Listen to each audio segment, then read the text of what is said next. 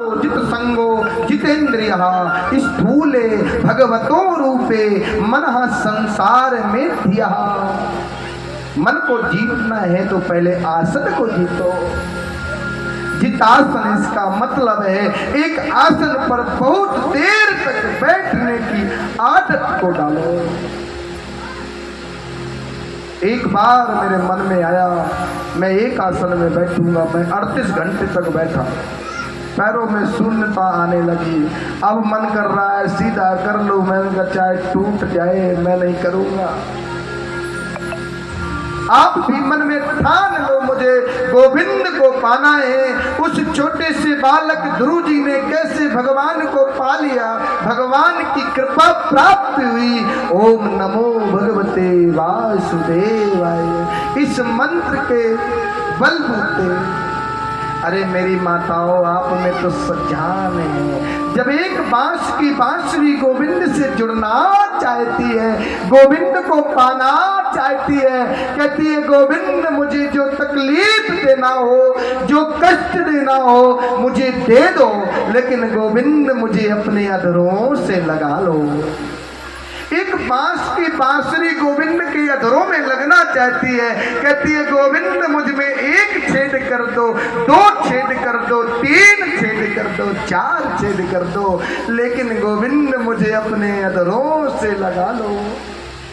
फिर भी जब उस बांस की बांसुरी में सुंदर आवाज नहीं आई तो कहती है मुझ में आर पार छेद कर दो, लेकिन गोविंद मुझे अपने अधरों से लगा लो।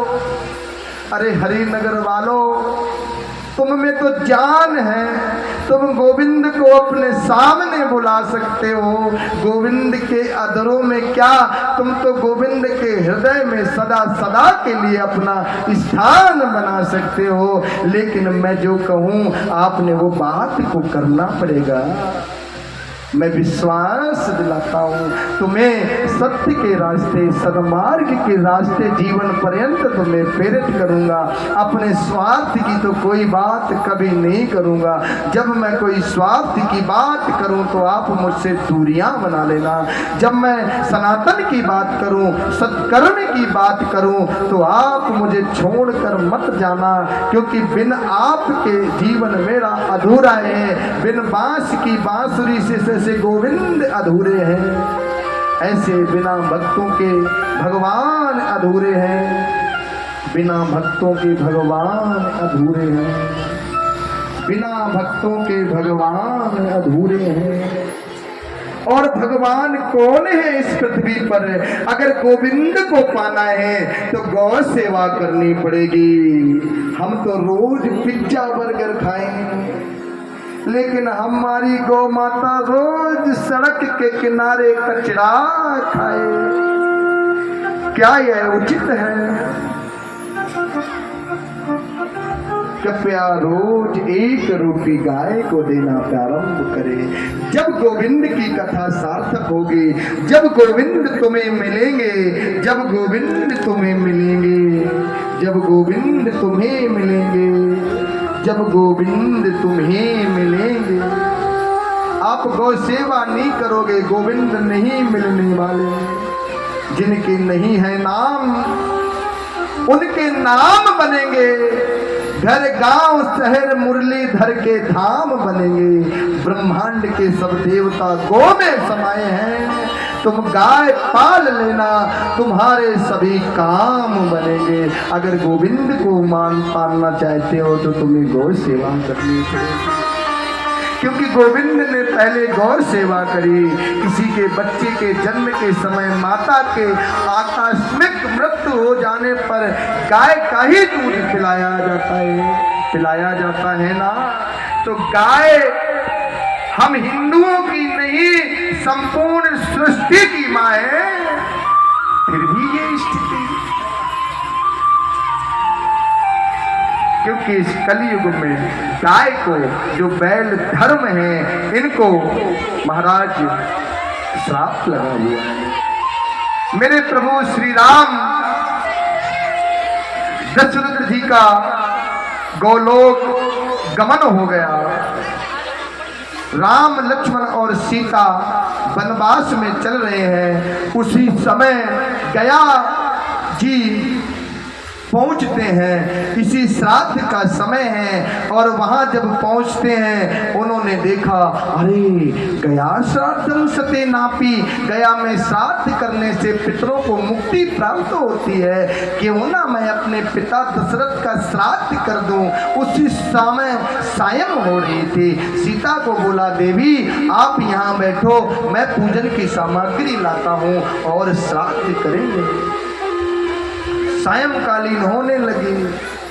दशरथ जी कहते हैं, सीता पिंडदान करो, सायं हो जाएगी, मैं पिंडदान ग्रहण नहीं करूंगा। सीता ने बालू के पिंड बनाए और दशरथ जी के हाथों में समर्पित कर दिया। राम जी आए और राम जी कहते हैं, देवी सायं हो रही है, थोड़ा समय व्यर्थ बचा हुआ है, आप जल्दी ये जो मैं पूजन की सामग्री लाया हूँ आप तैयारी करो। बोले, महाराज क्षमा प्रार्थी हूँ, समय नजदीक आ रहा था। पिताश्री ने कहा, सीते आप श्राद्ध करो, पिंडदान करो। मैंने पिंडदान कर दिया। बोले, किसने देखा? बोले, इस गाय ने देखा। बोले, इस दीपक ने देखा। बोले, इस दूरबा ने देखा। दीपक की तरफ पहुंचे। बोले, आपने देखा? दीपक हिला। गाय से पूछा, गौमा आपने देखा? गाय ने मुख को ऐसे हिलाया।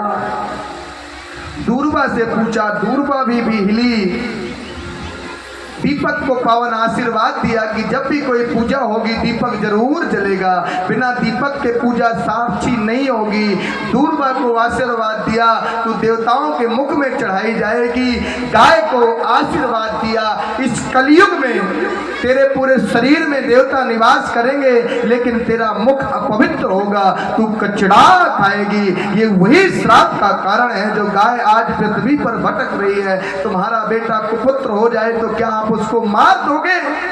ये हमारी माँ है।